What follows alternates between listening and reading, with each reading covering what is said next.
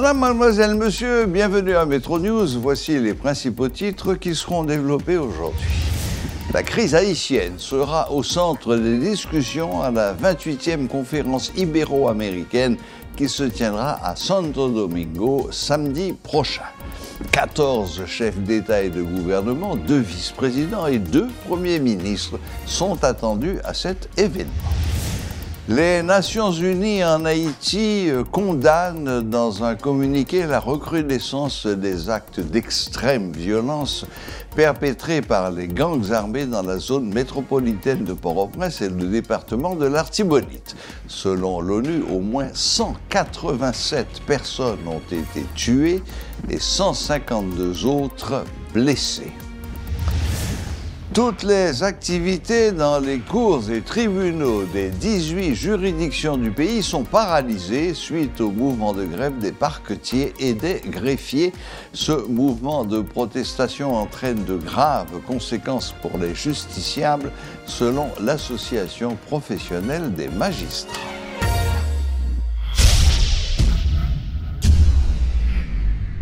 Abonnez-vous à notre chaîne YouTube Métropole Télé pour regarder toutes les rubriques de Métro News. Une dizaine de personnes ont été tuées lundi à Pétionville par les membres du gang Crasé-Barrière de Vitellum Innocent. Il s'agissait de représailles suite à une opération des forces de police dans le fief de ce chef de gang. Des informations font état de la destruction d'une maison appartenant à ce chef de gang.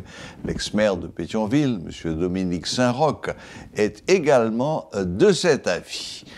Il explique que l'assaut des bandits le week-end écoulé à Malik était également en représailles à l'assassinat d'un membre de ce gang. Il se plaint des pertes humaines, matérielles et financières enregistrées lors des assauts des gangs. M. Saint-Roch recommande aux autorités policières de demeurer sur place après les opérations afin de protéger les citoyens d'éventuelles représailles. De plus, il fait état de la mise en place de groupes d'autodéfense dans plusieurs quartiers. Les gens organisent la résistance et n'acceptent plus d'être chassés de leur domicile. Les Nations Unies en Haïti condamnent dans un communiqué la recrudescence des actes d'extrême violence perpétrés par les gangs armés dans la zone métropolitaine de Port-au-Prince et le département de l'Artibonite, notamment les localités de Petite-Rivière de l'Artibonite, Verrette, Lester et Liancourt. Selon l'ONU, ces actes se sont intensifiés entre la période du 27 février au 9 mars 2023, n'épargnant aucune couche de la société et entraînant des atteintes graves aux droits de l'homme, en particulier des atteintes au droit à la vie, à l'intégrité physique et au droit de propriété. Pendant cette période, lors d'affrontements entre gangs, au moins 187 personnes ont été tuées, 152 autres ont été blessées et 2 femmes ont disparu et sont toujours portées disparues. Près de 250 autres personnes ont été enlevées à leur domicile ou dans des lieux publics depuis le début de l'année. Le président du parti dénommé l'Ordre démocratique se dit préoccupé au plus haut point par la dégradation du climat sécuritaire en Haïti. En conférence de presse ce mardi, Jean-Renel Senatus propose que soit organisé dans le pays un sommet national sur la sécurité qui réunirait tous les acteurs œuvrant dans le domaine de la sécurité, des droits humains et des télécommunications, entre autres. À l'issue de ces assises, le gouvernement pourrait décréter l'état d'urgence sécuritaire sur tout le territoire national, selon l'ancien commissaire qui plaide aussi pour la création d'un compte en banque disposé à l'état d'équipement et de matériel adéquat pour la police et les forces armées d'Haïti. Proposition c'est lancer sous pays un sommet national sur la sécurité.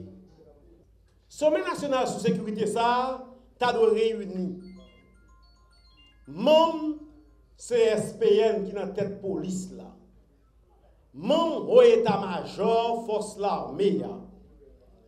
18 commissaires du gouvernement, pré-tribunal première instance dans le pays. 10 et 11 directeurs départementaux de la police qui est dans le pays. Ancien directeur général de la police, ancien commandant d'unité des forces armées d'Haïti, tel Léopard. L'autre pensée, à travers sommet ça, nous avons gagné ancien premier ministre, parce qu'il était détenteur de cellules de protection interne pays. Secrétariat primature, présidence, parlement, secrétariat technique CSPJ, pour assurer la continuité et la permanence de l'État.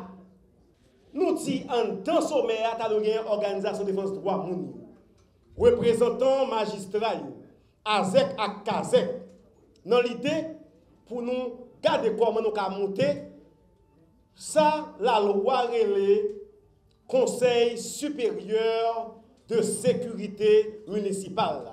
Non, sommet ça, qu'on a tel à compagnie de téléphonie mobile qui ont un gros rôle pour jouer. Dans le deuxième jour, nous devons inviter l'ambassade qui sont nous pour venir en Haïti, pour qui représente le pays en Haïti, pour venir partager avec nous expertise dans le combat contre les guérillas urbaines. Mais en plus de ça, il y a bien un engagement pour t'apprendre avec nous, aider à fermer le robinet qui a poussé nous armes et munitions dans le pays. À l'issue de ce message, il y a des décisions que nous devons prendre. Nous prenons nous compte que le pouvoir qu'il a, pas d'intérêt dans le pays à sécurité. Parce que tant que il y a insécurité, c'est tant qu'il n'y a pas d'élection. Tant pas d'élection, c'est tant qu'il y a prêté plus au pouvoir. Et par conséquent, la population a fait pression sur le monde pour le dire, il doit décréter rapide un état d'urgence sécuritaire sur tout le pays. Citoyens ont établi dans la société civile là, ça nous-mêmes dans l'autre nous relais comité de surveillance citoyenne. Si pas de contrôle qui fait dans douane encore sous la munition qui a rentré, il faut nous connaître pour qui ça. Et qui est-ce qui a pour qui ça? C'est citoyens. Citoyens ont fait comment? C'est par le comité de surveillance citoyenne.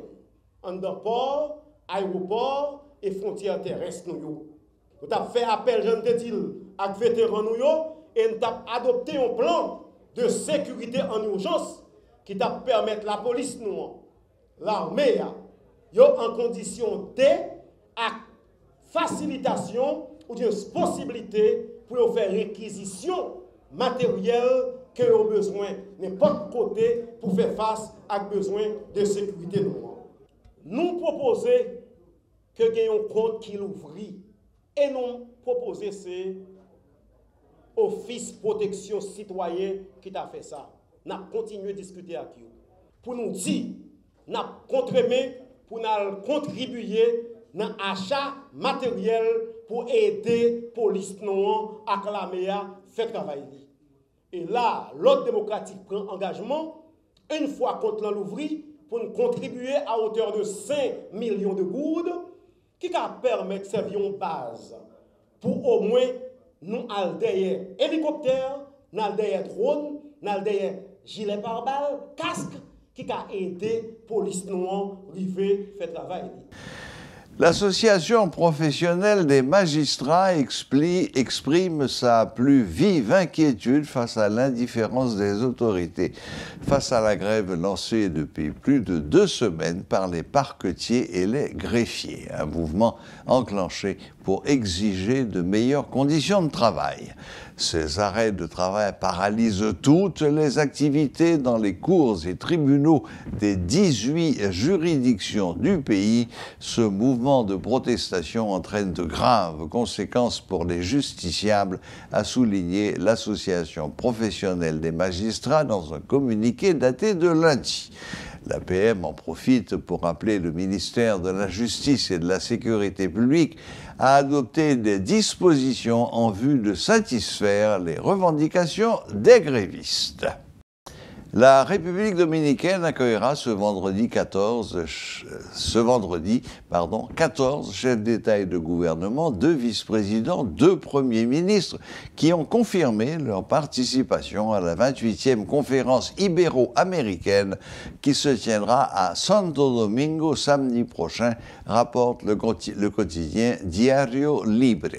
La République dominicaine profitera de l'événement pour soulever la question de la crise en Haïti, selon Ruben Sillier, vice-ministre de la politique étrangère multilatérale et coordonnateur du secrétariat pro tempore de la conférence ibéro-américaine.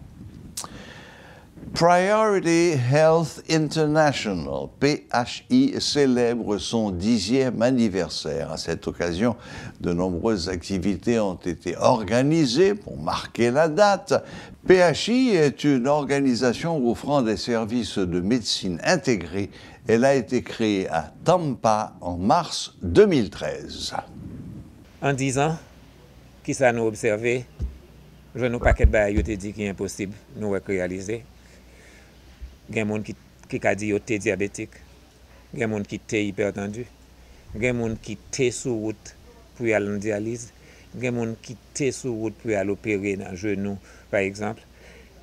Il y a des gens qui ont des maladies, les maladies auto-immunes, que ils ne connaissent pas de chance, autre que prendre médicaments pour rester vivre.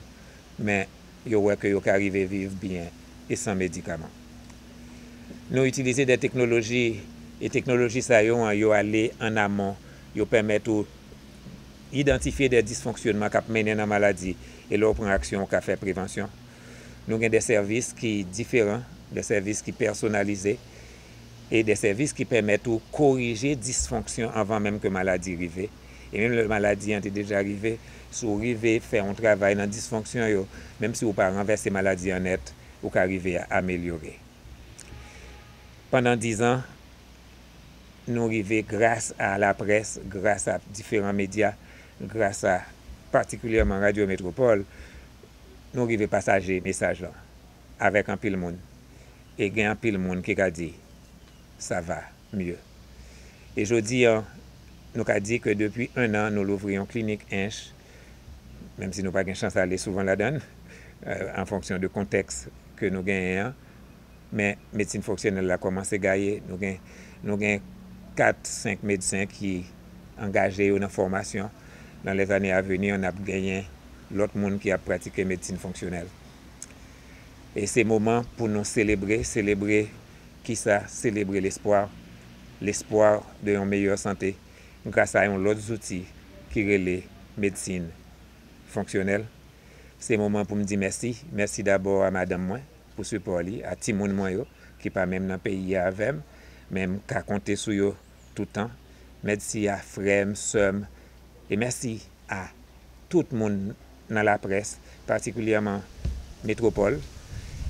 Et puis, merci à nous-mêmes, chaque, qui pas comprendre rien dans la médecine fonctionnelle et qui te fait confiance avec les ressources nous gagnons qui sont plus précieuses là, qui se santé nous. Avec la médecine fonctionnelle, au café, pied coûte, prend devant et au capable d'investir dans la santé. Comme ça, on peut réduire le risque pour capable dépenser dans la maladie. Célébration, la fête depuis 23 arrivé jusqu'au 26 mars 2023. On a commencé avec une série de conférences jeudi, vendredi et samedi soir. M'a présenté, Dr Louis Félix a présenté, et puis Dr Cheryl Burdette a présenté. C'est un expert international. C'est lui-même qui pratiquement keynote speaker nous, qui a présenté samedi soir.